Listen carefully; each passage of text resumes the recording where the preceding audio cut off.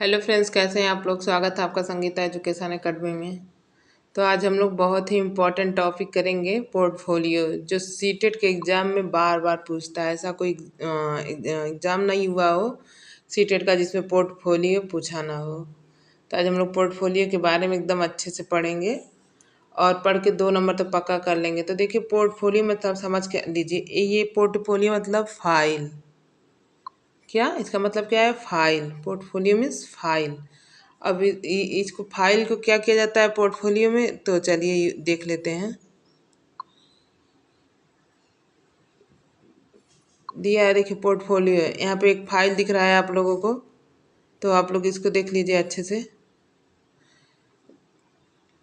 कहता है पोर्टफोलियो एक प्रकार की फाइल होती है जिसमें किसी बच्चे के एक निश्चित अवधि में किए गए कार्यों का संग्रह होता है। जब आप लोग टीचर बन जाओगे तो आप लोग को पोर्टफोलियो की एक फाइल मिलेगा, उसमें बच्चों का टोटल डाटा लिखना होता है ताकि उस बच्चे का समय समय पे आकलन किया जा सके। तो देख लीजिए, पोर्टफोलियो एक प्रकार की फाइल होती है जिसमें बच्चे के एक निश्चित अवधि में किए गए कार्यों का संग्रह होता है। ठीक है, इसमें बच्चों की उपलब्धियां, प्रगति और कमियों को भी रखा जाता है। जैसे इस फाइल में बच्चों की उपलब्धियां, कमियां, प्रगति, सारे सब कुछ का डिटेल इस फाइल में रखा जाता है।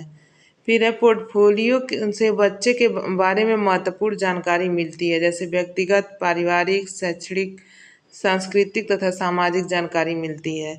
मान लीजिए अगर कोई टीचर पढ़ा रहा है, उसका वो रिफर हो गया, सॉरी मतलब ट्रांसफ़र हो गया दूसरे स्कूल में, तो चला गया, फिर उसकी जगह कोई दूसरा टीचर आया, तो पोर्टफोलियो के फाइल से उस बच्चे के बारे में काफ़ी जानकारी मिल जाएगी। उसको टीचर को पढ़ाने में थोड़ा सा हेल्प मिलेगा, उसका आकलन करने में हेल्प मिलेगा, इसलिए पोर्टफोलियो फाइल को तैयार किया जाता है। तो पोर्टफोलियो फाइल सीटेट के एग्ज़ाम में बहुत बार पूछता है। देख लेते हैं पोर्टफोलियो। बच्चों को पोर्टफोलियो बनाने का यह उद्देश्य होता है कि इसकी सहायता से बच्चे का मूल्यांकन करना आसान हो जाता है। देखे ना, जैसे पोर्टफोलियो फाइल तैयार रहेगा तो उससे टीचर ये जान पाएगा कि बच्चा कहाँ पे प्रगति कर रहा है, कहाँ पे लूज पड़ रहा है, कहाँ पे इसकी संग्रहण की क्षमता ज़्यादा हो रही है, कहाँ कम हो रही है। उस हिसाब से वो बच्चे का मूल्यांकन करेगा, आकलन करेगा, उसको शिक्षा देगा। आई बात समझ में।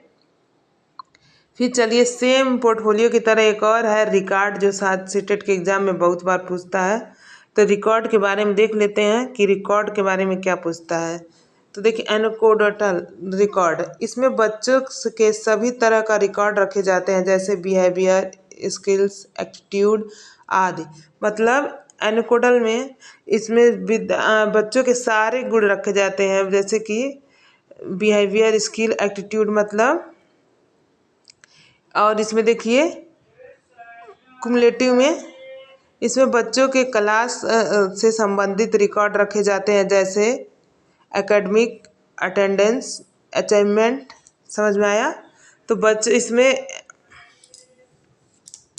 इसमें बच्चों के रिकॉर्ड रखे जाते हैं, और इसमें बच्चों से क्लास से रिलेटेड रिकॉर्ड। देखिए, तो इसमें सी दिखा है, तो सी से क्लास का समझ लीजिएगा, और क्लास संबंधी रिकॉर्ड इसमें कुमुलेटिव में रखा जाता है, और एनकोडल में बच्चों के पर्सनल रिकॉर्ड रखे जाते हैं। ठीक है, फिर आगे चल रहा है, इससे रिलेटेड हम लोग क्वेश्चन करेंगे। अब देखिएगा क्वेश्चन कैसे फटाफट कर लेते हैं, बिल्कुल आप लोग को थोड़ा सा ये परेशानी नहीं होगा। तो चलिए क्वेश्चन करते हैं। देखिए, विद्यार्थियों के पोर्टफोलियो के लिए सामग्री का चयन करते समय डैश का डैश जरूर होना चाहिए। अब विद्यार्थियों के लिए पोर्टफोलियो तैयार सामग्री चयन करने के लिए क्या होना चाहिए? अब अभिभावकों तथा समावेशन जी नहीं, अभिभावकों नहीं होना चाहिए, विद्यार्थियों तथा समावेशन जी बिल्कुल। विद्यार्थियों के पोर्टफोलियो के लिए सामग्री का चयन करते समय विद्यार्थियों का समावेशन जरूर होना चाहिए। ठीक है, विद्यार्थियों के बारे में ही तो पोर्टफोलियो तैयार किया जा रहा है, अभिभावकों के बारे में नहीं किया जा रहा है। विद्यार्थियों को बहिष्करण नहीं किया जा रहा है, उसका समावेशन करना है। जहाँ भी बच्चों के बारे में निगेटिव देखे उसको देखते ही काट दीजिए। अन्य शिक्षकों समावेशन जी नहीं, तो ख नंबर सही होगा। फिर नेक्स्ट क्वेश्चन है, भाषा का पोर्टफोलियो हो सकता है, क्या हो सकता है? प्रपत्रों का आकर्षक संग्रह, परियोजन कार्यों का संगठित संग्रह, प्रश्नानुसार लिखित उत्तरों का संग्रह, प्रपत्रों का क्रमबद्ध और संगठित संग्रह। तो जी यही होगा, प्रपत्रों का क्रमबद्ध और संगठित संग्रह, घ नंबर। ठीक है। पोर्टफोलियो में देखिए क्रमबद्ध होना चाहिए। जैसे कि मान लीजिए अभी बच्चा बच्चा अभी इस लेवल पे है, फिर बच्चा एक दिन इस लेवल पे जाएगा, फिर इस लेवल पे जाएगा, फिर कहीं ऐसा हो सकता है वो घट भी जाए, फिर उससे थोड़ा सा और घट जाए। तो इसमें क्रमबद्ध और संगठित संगठित तो रहता ही है। तो क्रमबद्ध और संगठित रूप से इसमें पोर्टफोलियो में तैयार किया जाता है। ठीक है। फिर नेक्स्ट क्वेश्चन है, डैश के अलावा निम्नलिखित घटना या वृत्तांत एनकोडल रिकॉर्ड की विशेषता है।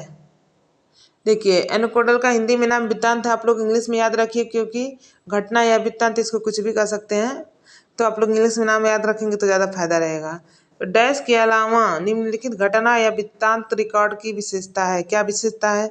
यह पर्याप्त विस्तार से पूर्ण तथ्यात्मक प्रतिवेदन है, यह व्यवहार का व्यक्तिनिष्ठ साक्ष्य है और इसलिए यह शैक्षणिक क्षेत्र के लिए प्रतिपुष्टि फीडबैक उपलब्ध नहीं कराता है।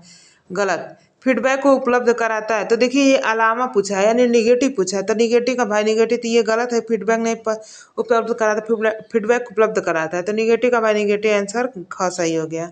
और बाकी हम लोग ऑप्शन देख लेते हैं। ये घटनाओं का सही वर्णन है। जी बिल्कुल, ये घटनाओं का सही वर्णन है। यह बच्चे के व्यक्तिगत विकास तथा सामाजिक अंतःक्रियाओं का वर्णित करता है। जी बिल्कुल, तो यही ख नंबर गलत है, तो यानी निगेटिव का निगेटिव ख नंबर आंसर सही हो जाएगा। फिर अगला क्वेश्चन है, कक्षा में शिक्षार्थियों से कहा गया कि वे अपने समाज के लिए क्या कर सकते हैं। इसे दर्शाने के लिए नोटबुक में अपने कार्य के विविध शिल्पकृतियों को संयोजित करें। यह किस प्रकार की गतिविधि है? शिक्षार्थियों को कहा गया, तो ये किस प्रकार की गतिविधि? घटना वृत्तांत अभिलेख? जी नहीं। निबंधात्मक आकलन? जी नहीं। समस्या समाधान आकलन? जी नहीं। पोर्टफोलियो आकलन है, क्योंकि इसमें बच्चा नोटपैड लेगा, पेन लेगा, उसको सारी रिकॉर्ड उसमें तैयार करेगा, तो इसका मतलब वो एक लाइन से क्रमबद्ध से लिख रहा है, तो ये पोर्टफोलियो तैयार कर रहा है। ठीक है।